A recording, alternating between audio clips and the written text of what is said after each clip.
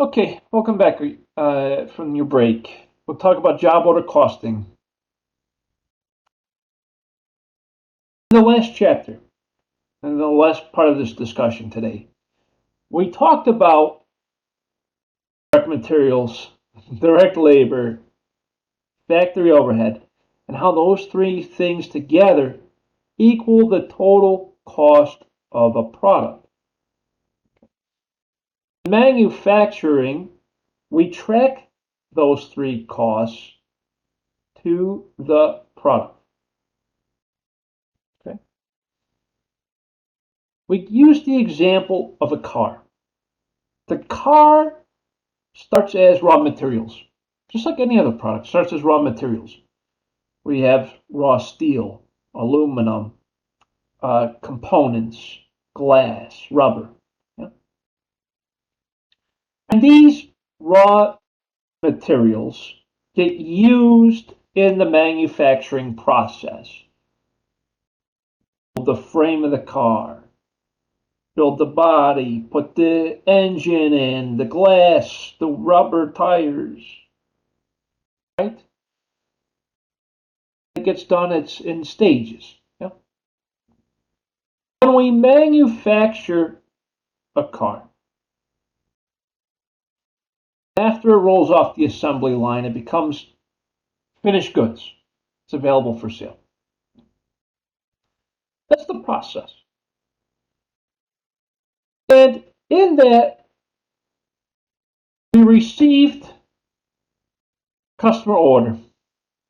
Let's say we received the customer order and it says we're going to make the car for this customer very special.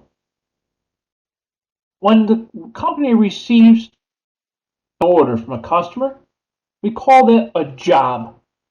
It's a job. We have a job to do. We received an order from a customer, and we're going to manufacture the car special for the customer. That's a job.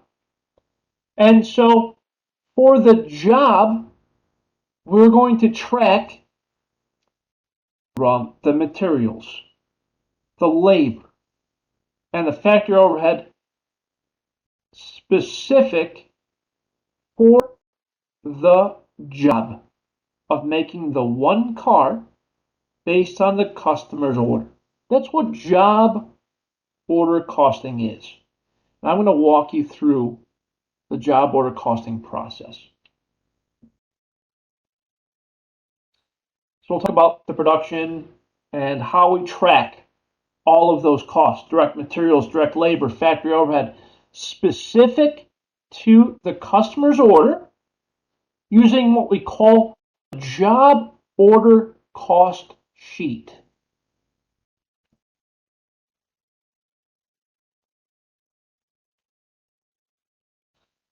So a job is specific. It's unique.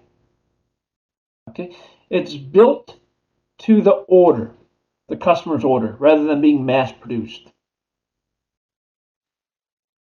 The cost can be directly traced to the job. That's why I use the example of the customer ordering a car. That's unique. It's special. Yeah, it's individual. It's a job. It's built to order. I like to use this example because if we think about auto manufacturers and their differences, I think of like, say, Toyota compared to Ford. Okay, the way that Ford builds their cars is that they make a whole lot of the same car. Right? They'll run batches of the same car down the assembly line. Same exact car, same specs. Nothing's different. Even the paint's the same. Okay? They roll out all the same car, lots of them. Yeah? They build for the masses. That's what Ford does best. Toyota, on the other hand, they build based on the customer's order. That's why when you go to the Ford dealership, you see a whole lot of cars on the lot, and they're all the same or similar. You go to Toyota. On the lot, you don't see very many cars. Why is that? Because they build them to order. They use just-in-time manufacturing. That's what job order costing is we're tracking the cost, direct materials, direct labor, factory overhead, to the manufacturing of a specific customer order. That's what job order costing is. And in the future, next week, we'll talk about process costing, which is similar to job costing, but the difference is in process costing, it's a continuous process. So next week we'll talk about an ice cream manufacturer or a bakery. Yeah, something fun.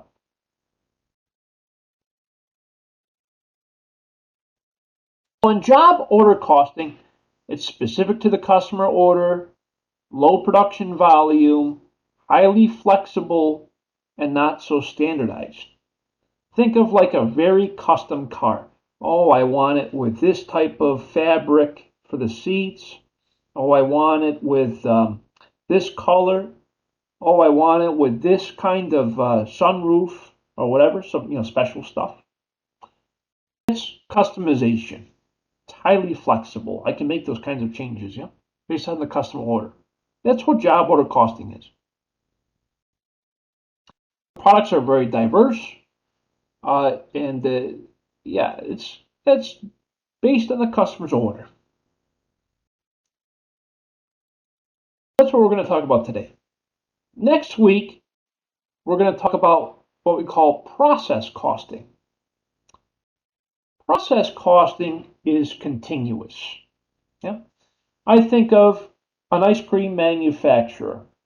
An ice cream manufacturer keeps making the same batch of ice cream over and over and over again. And that's why when you go to the grocery store, you walk down the ice cream aisle, you see the shelves are full. They're all the same. The flavors might be a little different, but it's all the same stuff, right? It's repetitive. It's the same product. They make it in high volumes. And it's regardless if the customer orders it or not. The ice cream company is going to deliver the ice cream to the grocery store regardless of how many units they ordered. And they'll keep delivering it, keep the shelf full. That's what we call process. It's continuous. So job order, which is what we're going to talk about today, is specific to the customer order. Process costing is not specific to the customer order. It's the same product over and over again. Yeah. That's why you see the two images. Job order, it's someone seeing the doctor. Process, making the water bottles. Same. What's the difference between the two? So let's talk about job. As I had mentioned, we track direct materials, direct labor, and factory overhead to each job. A job is a specific customer order. In this example, we're making cars. I can track the materials, the labor, and the overhead to each car. Okay. This is what the flow looks like. Job number B15, we're making a blue car. And for that blue car, I have steel, aluminum, rubber, glass, engine components. These are my direct materials. I put them into work in process. The car moves down the assembly line. It goes through the various departments. It goes to the framing department, then it comes to the body department, then it comes to the whatever department, the wheel assembly department, then it rolls off the assembly line. Raw materials come out of raw materials in the work in process at each department. I'm adding more, and it rolls off the assembly line, becomes a finished good, and then I deliver it to my customer. That's what this flow chart shows us that we're looking at right here. So let's take a look at the flow. Raw materials. These are the direct and indirect materials that I use to make the car. Again, the steel, the aluminum, etc., etc., etc. Work in process. These are where the cars are being manufactured on the assembly line. Work in process. The job is being done. Finished goods. That's when the car rolls off the assembly line. It's done. And then I sell the car. It becomes cost of goods sold. This is the process. Yeah.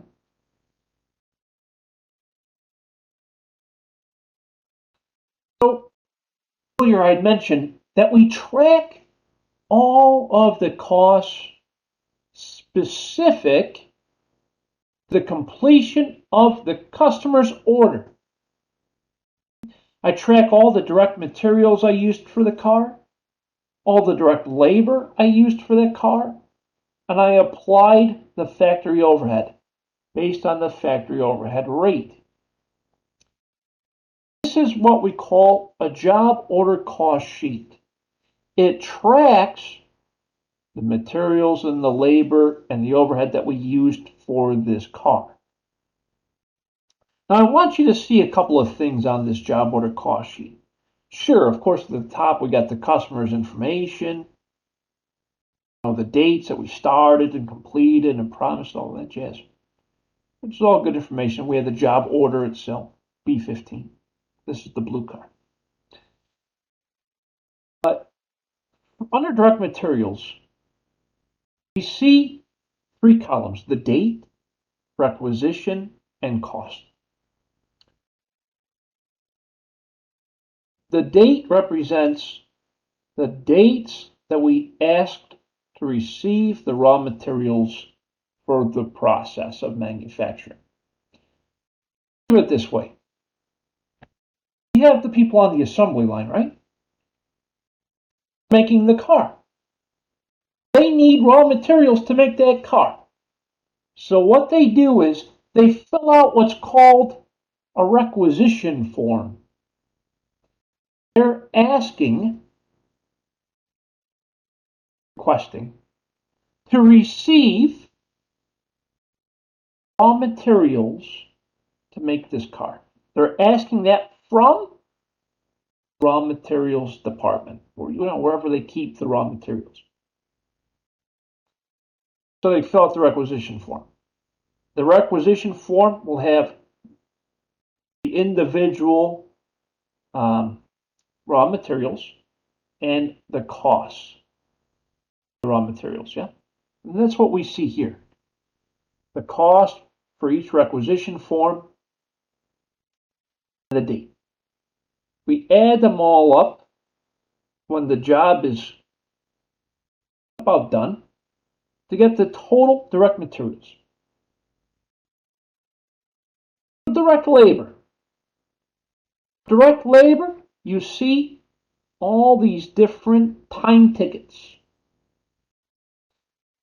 In manufacturing, it's really important that you track the actual hours worked on each job. And the reason for that is we bill the customer based on the hours worked on that job. Makes sense. So the time ticket represents the time that each employee worked specifically on this job. How we find the cost? We took the employee's hourly rate times the amount of time they spent on the job. Rate times time gives us the cost for that employee, the job. So L3393, that's the time ticket. The employee punched in, and then they punched out for this specific job. So we took the number of hours that they worked times their hourly rate to get the cost, $120. We did that for every employee that touched this car. Every employee that worked on this car. At the end of the job, we add them all up to get total direct labor. For factory overhead, I had mentioned in the last discussion, the factory overhead can be applied in a couple different ways. One is that we take the total overhead and divide it by the number of units. In this company, we have what's called a single wide plant method. Single plant wide rate method. Single plant wide rate method. I can never say that right. Single plant wide rate method. And what this company does is their overhead is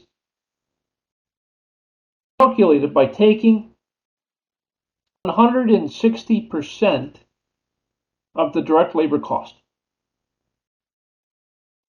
So whatever direct labor is total, we multiply that by 160%, and that gives us our single plant-wide rate method for overhead. And we use the same formula for all of our jobs. So 160% of the direct labor cost, that's the single plant-wide rate method. 160% times 1,000, which is the direct labor cost for this job, gives us factory overhead of 1,600. Once the job is complete, we add up total materials, total direct labor, total factory overhead to give us the total cost of the job. Direct materials was $600. Direct labor was $1,000. Factory overhead was $1,600, giving us a total cost of $3,200. This one job, E15.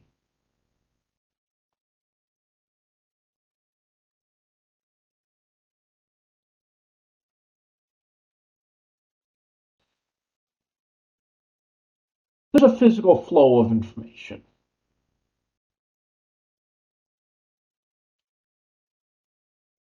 Think about the process. The way the process works, I have raw materials that I purchased from my vendors. The people that work on the assembly line fill out a requisition form. They request raw materials be used in the manufacturing process. They receive these direct materials and put them onto the job order cost sheet.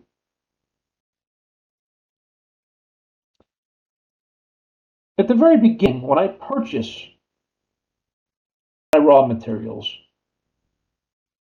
I receive my raw materials and I receive them with what's called a receiving report. That receiving report shows me the amount of the raw materials that I received and at what cost.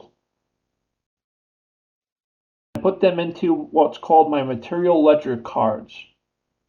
My material ledger cards are used to identify my raw materials inventory.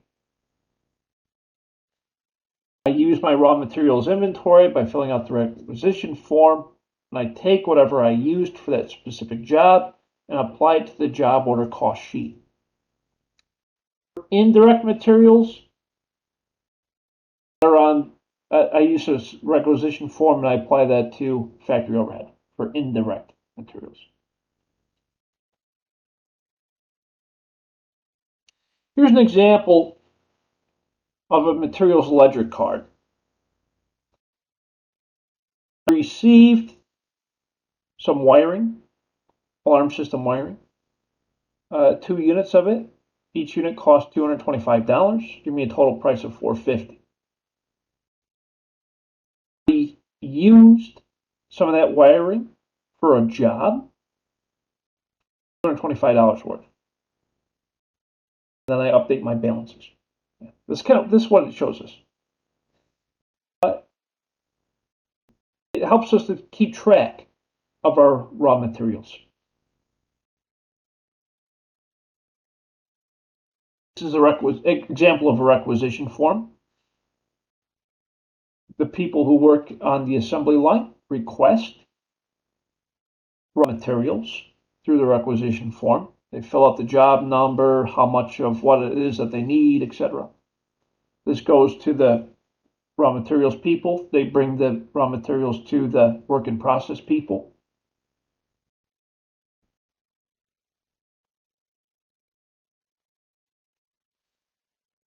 If I add up all of my requisition forms together for all of my individual jobs, it will give me my total direct materials amount.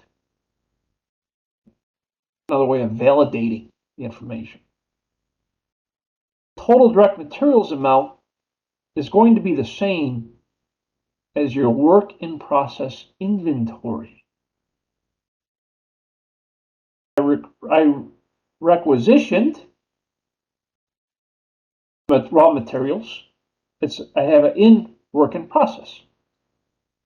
When I take inventory out of raw materials and put it into work in process, I have to make a journal entry for that. I debit work in process inventory to increase work in process inventory. And I credit raw materials inventory to reduce raw materials. It shows me the movement of raw materials and into work in process.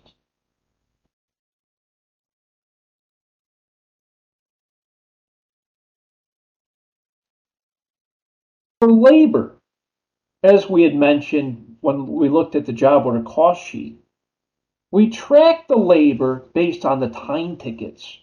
This is the amount of time that each employee worked on that specific job. I multiply the amount of time that they worked by their hourly rate to get the labor cost per employee. Then I add them up all at the end to get my total labor cost for that specific job. I also need to track indirect labor. These would be the supervisor's salaries, contractors, etc. And that will go directly to factory overhead as indirect labor. Here's an example of a time ticket. It shows us time they started on that job, time they finished on that job, which is the amount of time that they worked, times their hourly rate. Gives us the total cost for that employee. It has the job number that we can associate to that job. It's an example of a time ticket. We add up all of our time tickets for each job to get us the total direct labor used. Total direct labor used, we add that to our work in process inventory. Because remember, the total cost of manufacturing a product is raw materials plus direct labor plus factory overhead. To do that, we debit work in process inventory by the total direct labor amount, and we credit factory wages payable because we have to pay our employees for their work. Yeah.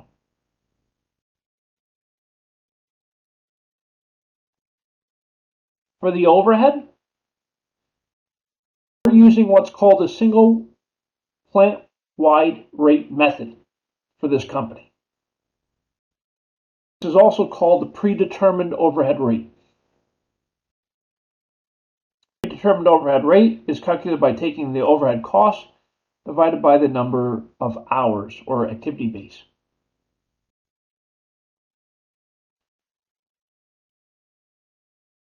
So the process looks like this. Yep. We use the predetermined overhead rate, we apply that to the job, we record the actual overhead and make any adjustments if there are any.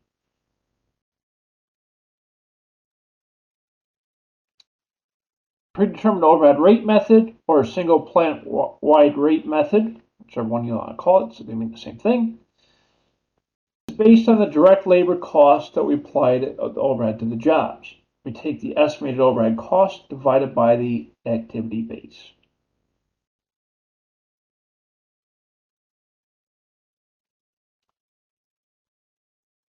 Add in the overhead to our work in process inventory. We debit work in process inventory and we credit factory overhead.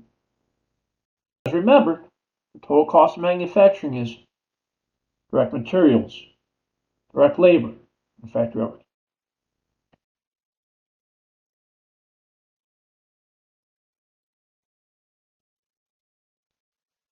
We also record other actual overhead, which includes indirect materials, indirect labor, and other. And to do that, we just debit factory overhead and we credit raw materials inventory. Debit factory overhead, credit wages payable. Debit factory overhead and credit or others. This is how we allocate the factory overhead. Yeah.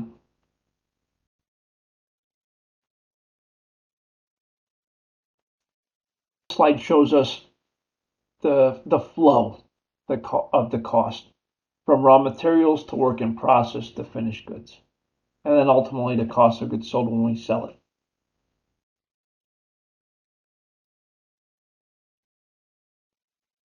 And this is the larger picture of each job as it flows through the cost. Yeah.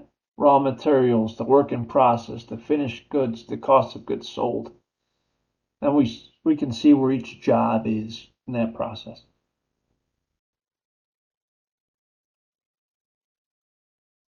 And these are all of the adjusting entries that we make as costs flow through the process. Raw materials, work in process, the finished goods. We're adding in overhead. Yeah, this is what that flow looks like.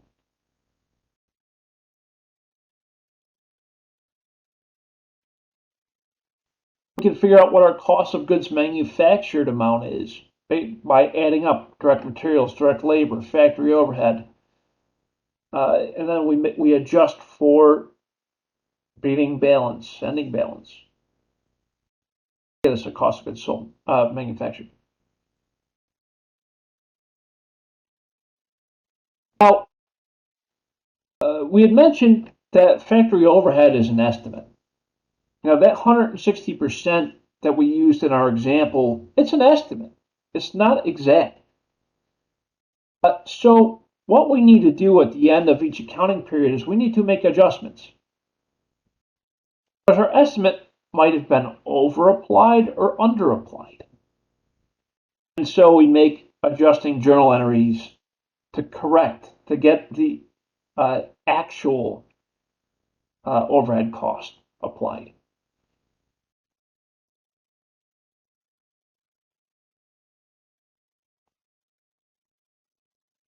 And for those adjustments, if it's over-applied, we debit cost of goods sold to increase cost of goods sold and credit factory overhead to reduce our overhead. If overhead is under-applied for whatever reason.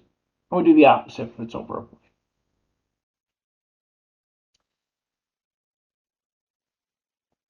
So job order costing, we use it a lot in the manufacturing companies to track direct materials, direct labor, factory overhead to each job. You could also use it in service companies. In service companies, you can track for like a dentist, for example, they'll have direct labor, they'll have overhead, and they might even have indirect materials. But we can track those costs the same way we would in the manufacturing process.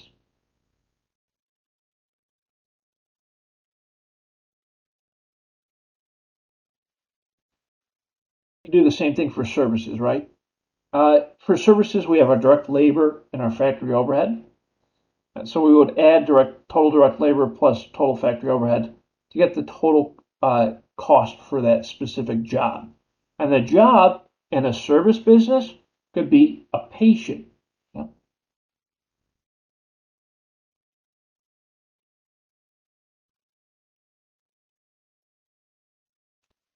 Any comments, questions, or concerns about job order costing?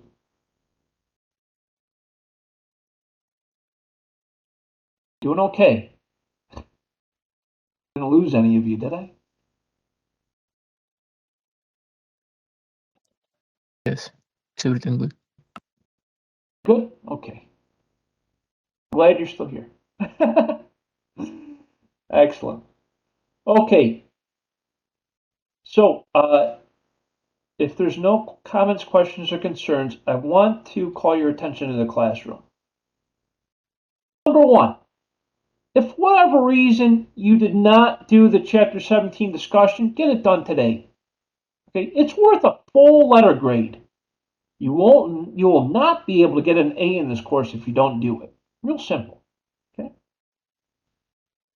Number two, for Module 1, Week 2, this is where we are right now. For this Sunday night, you need to complete the Chapter 18 quiz and the Chapter 19 homework.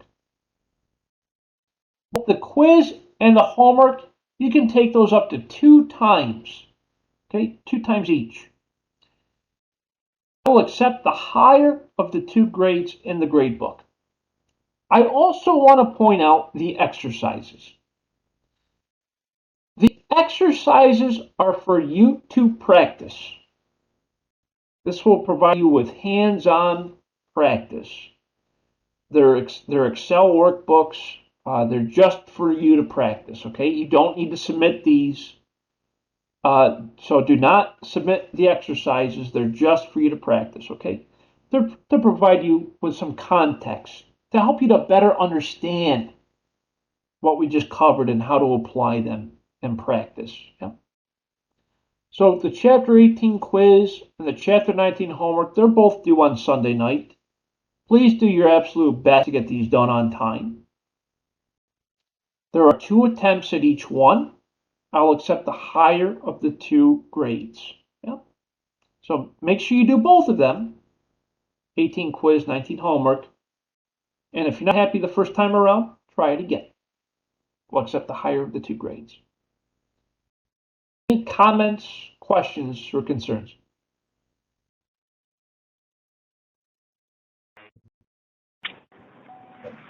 Great, thank you, Tia. Okay. If you need anything, you can email me, call me, set up office hours. I'm here for you all the time. And with that, I want you to please stay safe, wash your hands, do the right things, and I'll see you all again next Tuesday. Thank you. Thank you so much. Thank you, Thank you, sir. Enjoy the rest of your day.